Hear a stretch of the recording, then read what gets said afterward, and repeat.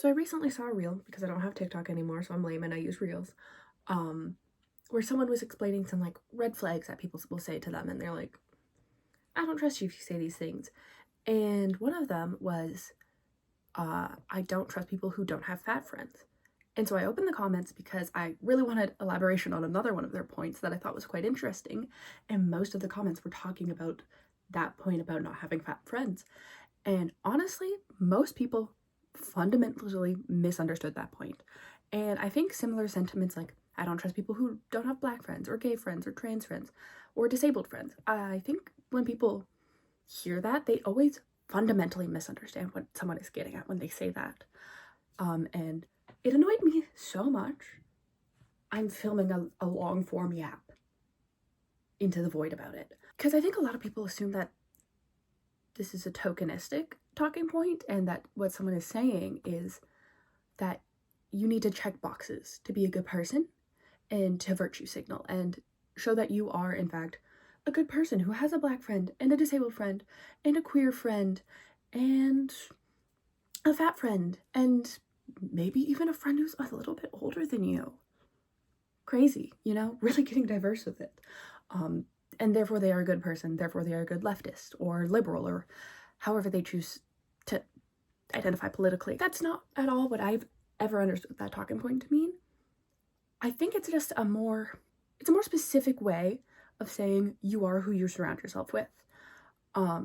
It's not to say that if you don't happen to have every single minority in your friend group, that you are a bad person and you are racist and homophobic and bigoted and ableist. That's not what that's saying. What that's saying is you should reflect on who you surround yourself with. If you don't have a single fat friend, if every single one of your friends is twig thin, why is that? Is it because you just happen to not know any fat people you get along with? Or is it because there's something up here that makes it either so you don't see value in this person because they're fat. Therefore, like, they can exist. You're okay with that. That's fine. They can exist. But you don't see value in having them be someone you spend time with, who you engage with, who you learn from, who you love. Or you do think that, like, there's nothing wrong with that, and they're just lovely, normal people like everybody else. But you are doing something that makes it so fat people don't want to be your friend.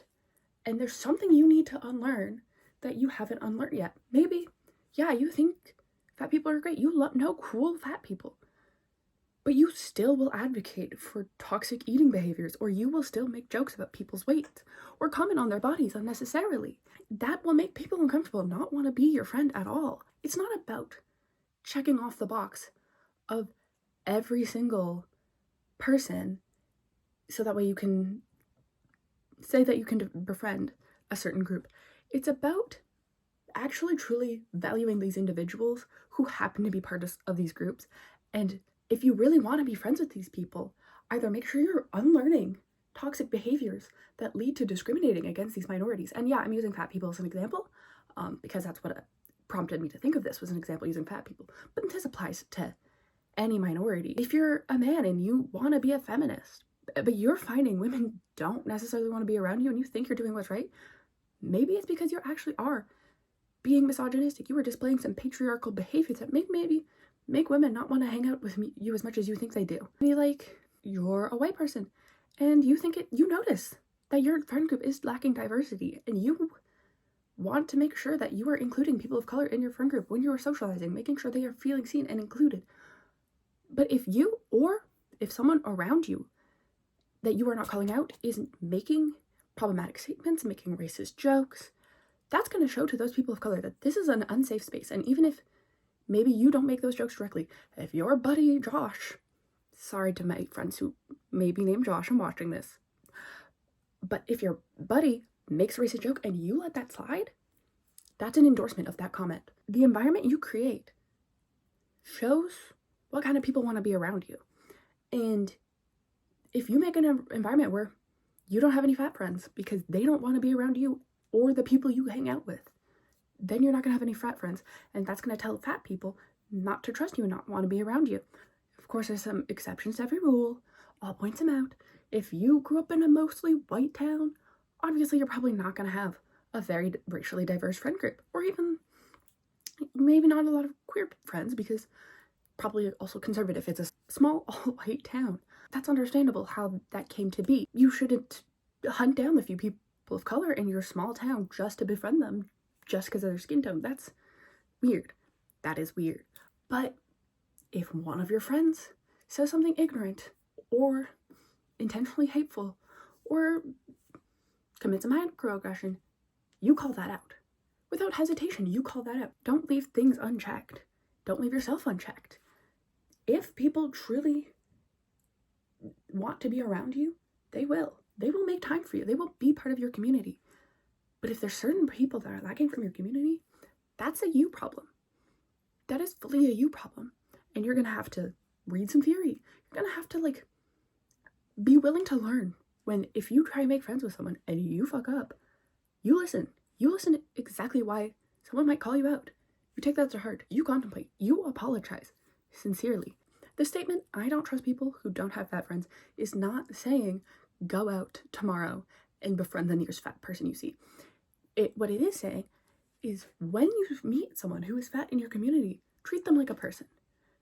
Don't let it slide when people are body shaming, when people are promoting toxic body ideals, trying to fit everyone into one mold. It is saying be a good person, be a trustworthy person that everybody wants to be around. And if you succeed in that, you will have fat friends. And they will, not because they're fat, but because they are good friends to you and you are good friends to them. I hope that elaborated my thoughts well. I think I'm going to post this on YouTube, which would have a comment section. And this is just going to be shared to my lovely, lovely friends who would want to watch this and hear my thoughts.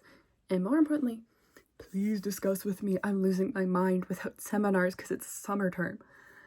I want to discuss. I want to discuss the world with you. I want to know your thoughts. But also, I'm a homebody during the month of July. It happens every year.